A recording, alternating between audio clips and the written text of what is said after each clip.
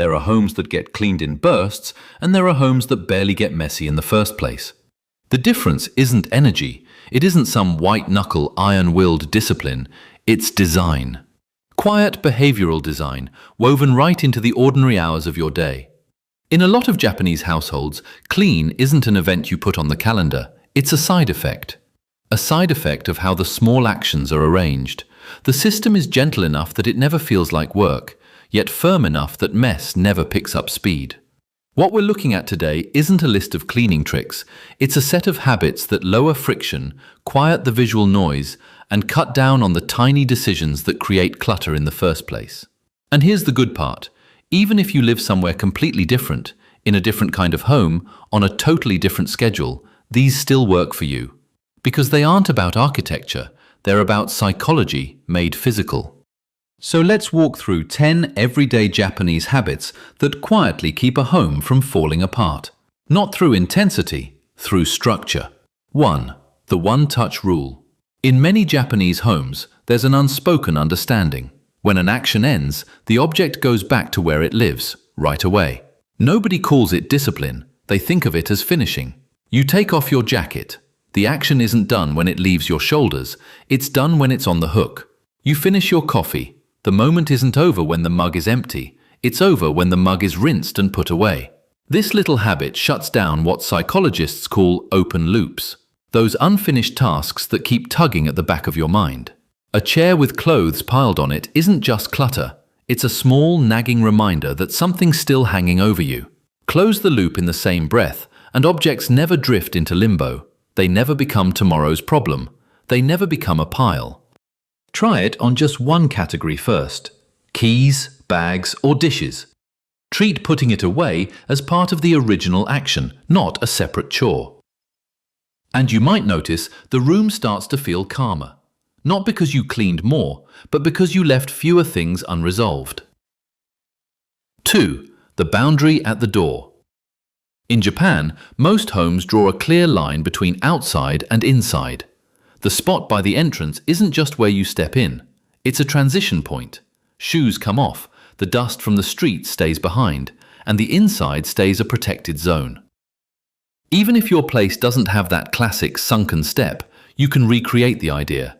A small mat, a defined shoe spot, indoor socks or slippers. The payoff is bigger than it looks. Floors stay clean longer. Dust travels slower. You end up cleaning less without ever deciding to. And there's a mental shift too. Coming home becomes intentional. You pause for a second. You switch from outside mode to inside mode. That tiny ritual quietly tells you this home is cared for. It's not just an extension of the sidewalk. When the boundary is clear, upkeep gets easier because less mess is ever allowed in. 3. Owning things on purpose. There's a mindset that runs through a lot of Japanese homes, that your belongings aren't neutral, they're responsibilities. An object with no role is just future clutter waiting to happen. An object with a clear job and a clear place rarely causes any trouble. So the buying slows down. Before something comes through the door, there's a quiet question. Where will this live? What is it actually for? And when there's no good answer, the thing usually just doesn't come in. Not out of strict minimalism, out of plain common sense. The result is fewer homeless objects. You know the ones. They drift from the counter to the table to the shelf because nobody knows where they belong. Want to try it? Pick one small spot, a single drawer, one shelf, empty it completely. Put back only what has a real use and a real home. And watch how fast that spot stops getting messy once every item has a reason to be there. 4. Maintenance in tiny slices. Instead of waiting for a mess big enough to justify a whole cleaning session, many Japanese households keep things up in short, almost invisible bursts. You wipe the counter while the water comes to a boil. You rinse the sink the second you're done with it. You clear the droplets off the mirror before they dry. Each of these takes less than a minute. On their own, they seem too small to matter. Together, they stop build-up before it starts. And this is exactly how habits actually form. Small, repeatable actions bolted onto things you're already doing. You're not starting to clean. You're just stretching what you're already doing by a few seconds. Because the dirt gets caught at the very beginning, it never grows into that long, draining job. The home stays in a steady, lightly kept state, instead of swinging between neglect and total exhaustion. 5. Everything has an address. In many Japanese homes, things aren't just stored, they're assigned. Every item has an address, a specific drawer, a basket, a hook, a shelf that everyone understands is its home base. And when something has an address, putting it away doesn't take a decision, it takes one motion. Decision fatigue is one of the sneaky drivers of mess. When you're tired, even a tiny question, "Where does this go?" becomes a reason to put it off, so the thing just sits out. Clear addresses erase that friction. Putting it back becomes automatic. Build it slowly. Start with the stuff that moves the most. Remotes, chargers, mail, kitchen tools. Give each one a real home. Make returning it there the standard way you finish using it. Over time, your surfaces stop being temporary parking lots, and tidying up turns from a chore into a reflex. 6. Use the height of the room. Space is tight in a lot of Japanese homes, and that pushes people to think vertically. Walls aren't empty backdrops, they're storage waiting to happen. Hooks hold bags and coats, shelves lift things off the counter. Hanging organizers keep small stuff visible and contained. When your belongings rise up off the floor and the counters, two things happen. Cleaning gets easier because there's less to move around, and the room feels bigger because you've protected the open space where your eyes naturally rest.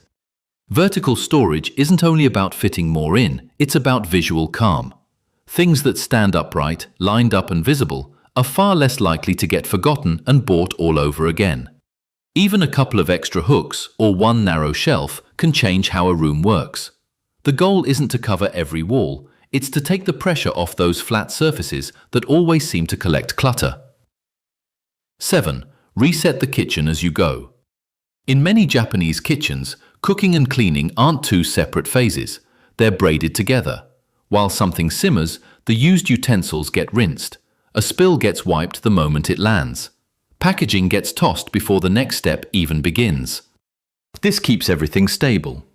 By the time the meal is ready, the kitchen is already close to how it started. And there's a real mental payoff. You stop associating cooking with a looming pile of dishes. The whole process feels contained instead of chaotic. Try keeping a cloth or sponge within arm's reach while you cook.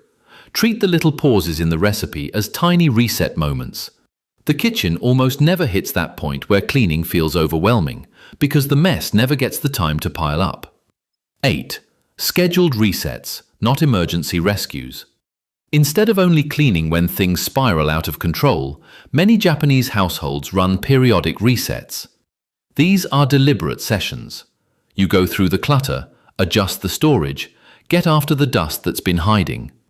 The timing varies, monthly with the seasons, or lined up with some personal milestone. What matters is that it's predictable. When a reset is expected, clutter never quietly builds for years. It gets caught early, while it's still light and easy.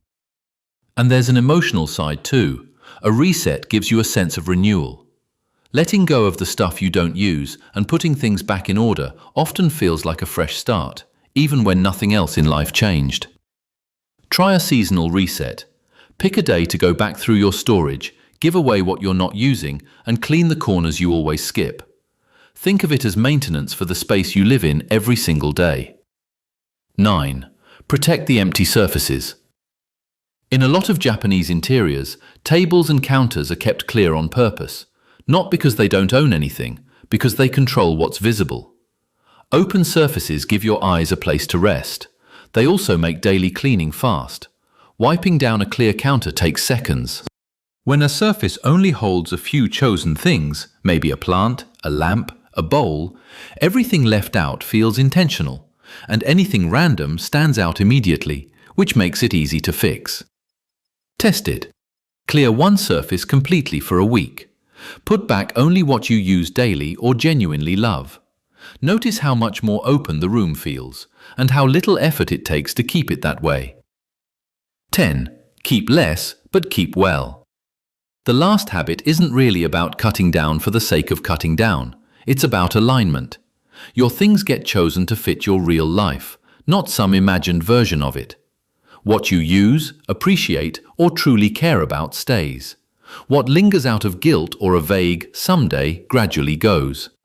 Fewer things means fewer decisions, fewer storage headaches, fewer objects that can fall out of place.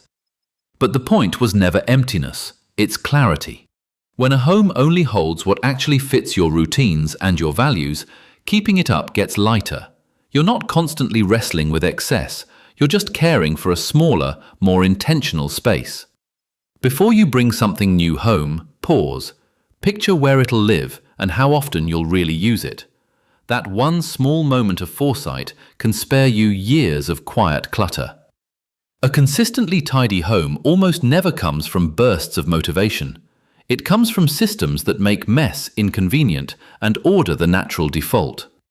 These habits show how a few small structural choices can shift the whole baseline. Less build-up, less visual noise, less mental drag. You don't have to take on all 10 at once. Even 1 or 2 can start to change how your space behaves and how you feel moving through it. A calm home isn't an achievement you finish, it's a pattern you live in. Tell me down in the comments, which one of these is you? And if you want Japanese self-care habits that actually work, your next step is watching this video right here.